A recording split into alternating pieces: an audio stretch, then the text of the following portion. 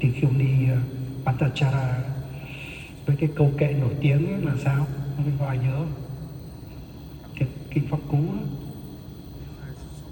Sống trăm năm không thấy pháp sinh diệt, tốt hơn sống một ngày thấy được pháp sinh diệt. Đấy là nội dung câu chuyện cuối cùng mà Ngài kể lại cho chúng ta để chúng ta hướng tâm vào cái tính sanh diệt của tất cả các pháp để có thể chứng ngộ ngay lập tức trong kiếp sống này nhé. Nên mình nhớ sư điều đó. Còn một cái điều nữa sư cũng muốn nhắc các vị là cái việc nói chuyện chứ cũng không được theo dõi thật sát các vị, không biết các vị giám thiền để ý thế nào đấy, nhưng mà các vị cũng nên tránh cái việc nói nặng, càng tránh nhiều càng tốt. Và trong một cái, nếu các vị bị cái bệnh nói năng nó không điều khiển được cái miệng thì các vị có thể áp dụng một trong cái phương pháp mà Ngài cũng đã trao truyền cho chúng ta, chỉ cho chúng ta. Các vị có biết phương pháp gì không? Hả? Ngậm ngụm nước cho sư xem làm sao, xem một ngày nó không nói nặng nữa làm sao. Hả? Xem nó ngứa mồm đến mức nào. Các vị hãy tập những thứ đó, làm chậm là một, không nói là hai. Những cái đó nó đòi hỏi có sự tập trung, có sự tỉnh giác, có sự chánh niệm. Và chính nhờ cái đó mà chánh niệm chúng ta được phát triển thật sự. Các vị lưu ý cho sự điều đó. Chúng ta hướng vào cái hiệu quả của cái phương pháp tu tập. Chúng ta tiếp tục cái thời khóa chúng ta tụng kinh buổi tối trang thứ 11. Còn một việc nữa sư muốn nhắc các vị. Sư được báo cáo là buổi sáng vẫn có cái trường hợp có những một vị không có được yêu cầu nhưng vẫn đến làm thuyết pháp, làm ảnh hưởng đến các vị.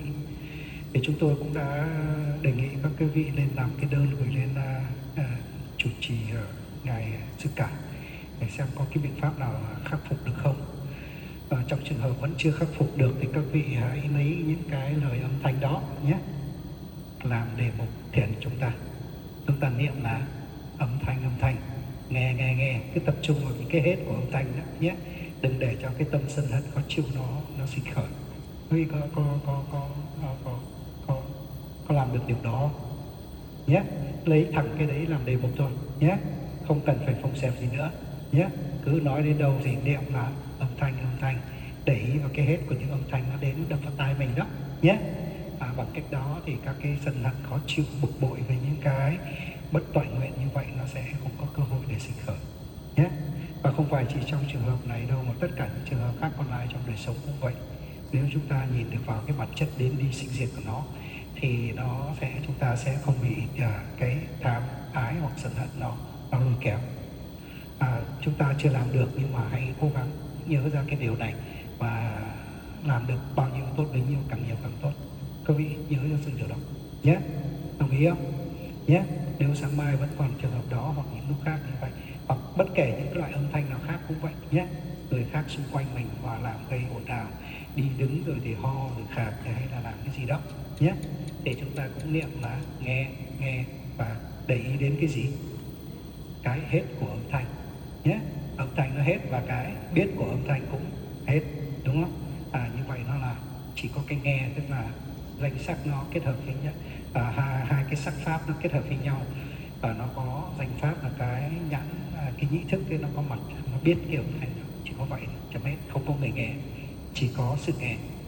Và đấy là cái mục tiêu của chúng ta phát triển tuệ bình sanh. Cho nên sự nhắc thêm các vị một số các cái điều đó để các vị không bị quá bị tất nhiên là giai đoạn đầu thì ai cũng bị rồi, không tránh khỏi, có rất khó chịu với những cái thứ nó xảy ra như vậy, nhưng mà chúng ta học cái cách vượt qua nhé, học cách đối trị, một cách là thấy cái bản chất đến đi sinh diệt chỉ là âm thanh, chỉ là mùi, chỉ là vị, chỉ là màu sắc, chỉ là cảm giác trên thân thể, tất cả nó đến nó đi, và chúng ta học dần cái đó. Đấy là cái phương thuốc duy nhất để giúp chúng ta diệt trừ được tất cả mọi khổ đau trên phiền não trên thế gian này. Không có con đường nào khác, đây là con đường độc nhất, duy nhất. Nếu quý vị muốn giải thoát nhé, thì chúng ta phải đi theo con đường này, không có con đường nào khác. Rồi, chúng ta tập giờ trang thứ 11 tụng kinh buổi tối. To, rõng rạc, chắp tay, ngồi thẳng lưng. Sư để ý thấy mọi người ngồi nghe pháp rất tốt, rất nhiều người ngồi thẳng chứ không ngủ gục như những ngày đầu nữa. Những ngày đầu thì rất nhiều người cứ gục gục như này rồi nhắm mắt rồi thì là gật gù đồng ý với nhiều người, đồng ý với sự lời giảng của sư cả lắm. Nhưng bây giờ thì bớt rồi, chăm chú lắng nghe chứ không phải chỉ cứ gật đầu đồng ý liên tục nữa. Như vậy là rất tốt. Rồi chúng ta tụng kinh buổi tối.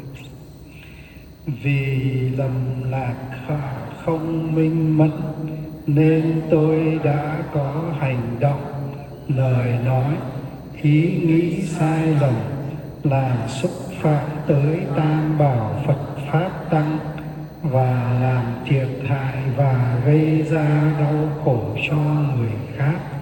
Xin tất cả hãy mở rộng lòng từ bi và trí tuệ tha thứ cho tôi. Vì lầm lạc và không minh mẫn nên tôi đã có hành động, lời nói, ý nghĩ sai lầm, làm xúc phạm tới Tam Bảo Phật Pháp Tăng và làm thiệt hại và gây ra đau khổ cho người khác. Xin tất cả hãy mở rộng lòng từ bi và trí tuệ tha thứ cho tôi.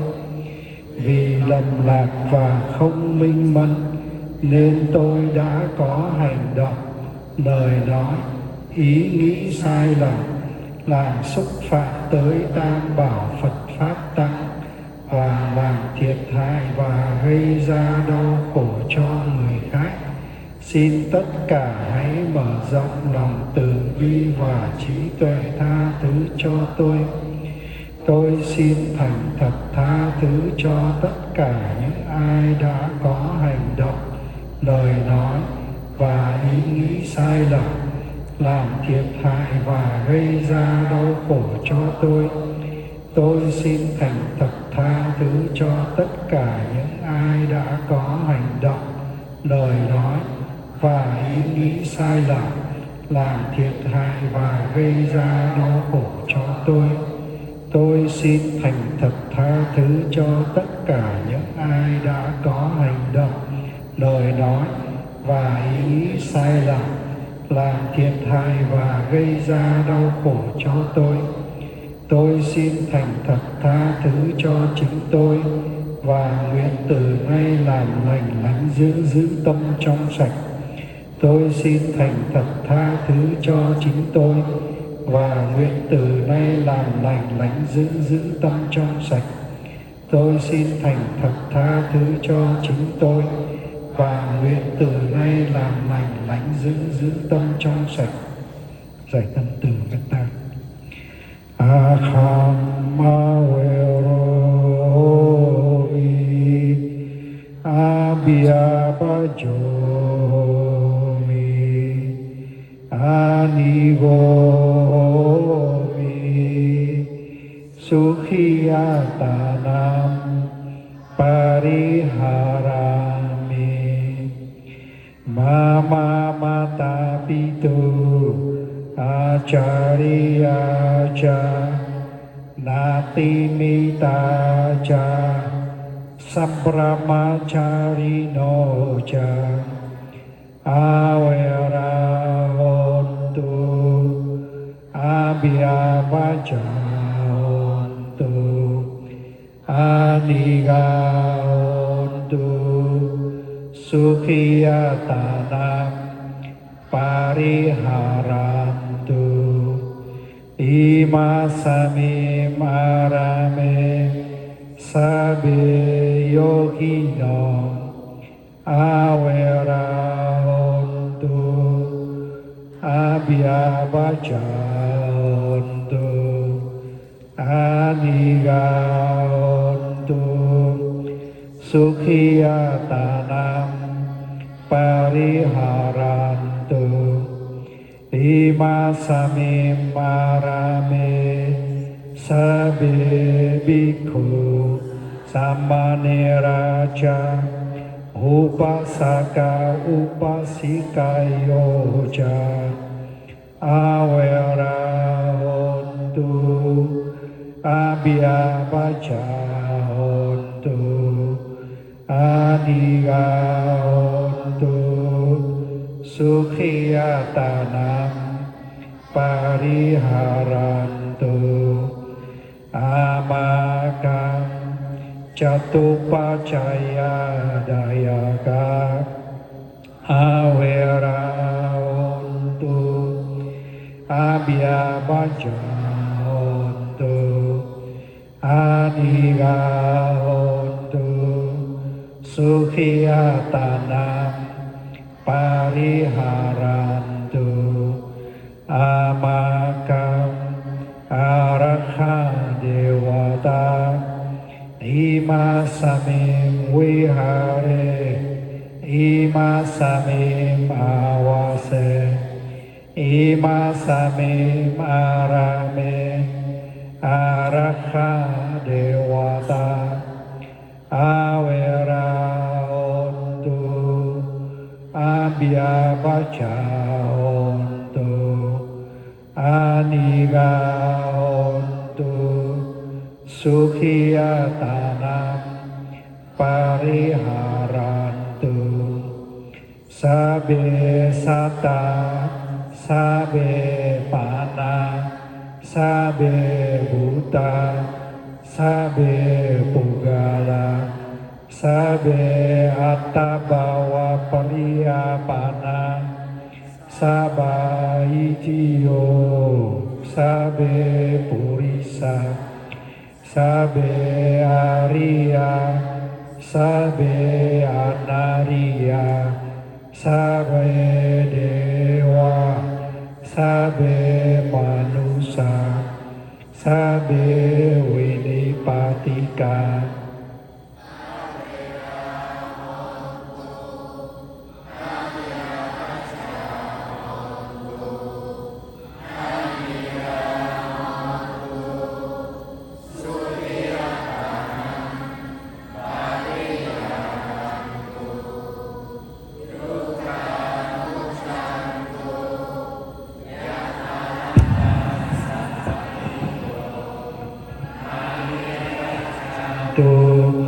Kama saka Nukati maya disaya Pachimaya disaya Uttaraya disaya Dakhinaya disaya Puratimaya anudisaya Pachimaya anudisaya Uttaraya anudisaya Dakhinaya anudisaya Hetimaya disaya Uparimaya disaya Sabe sata, sabe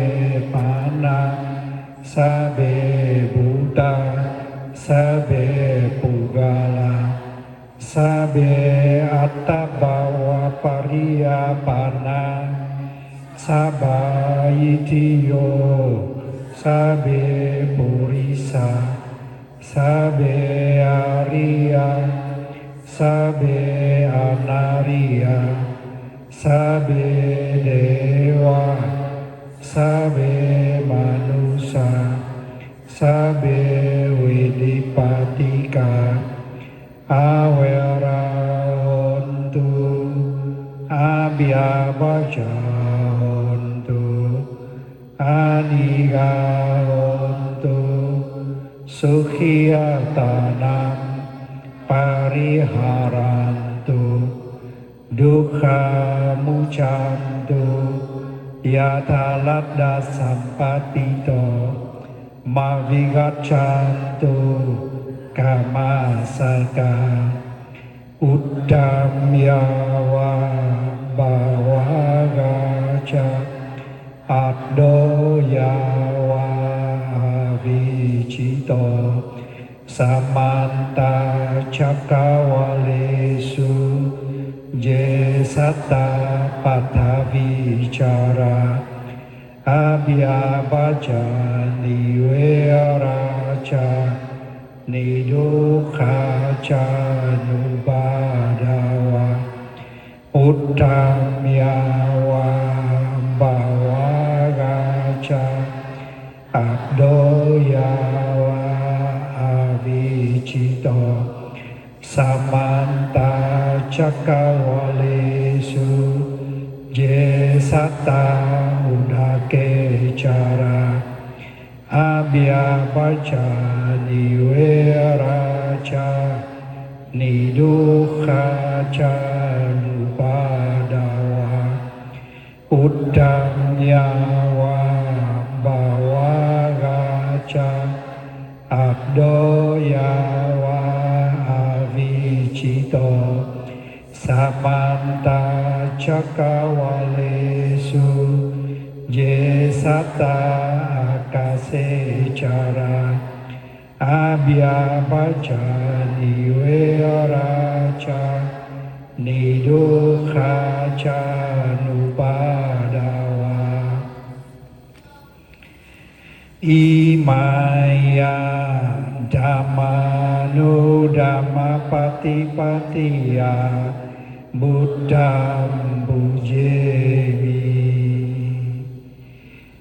imaya dhammanu dhammapatipatiya dhammam pujemi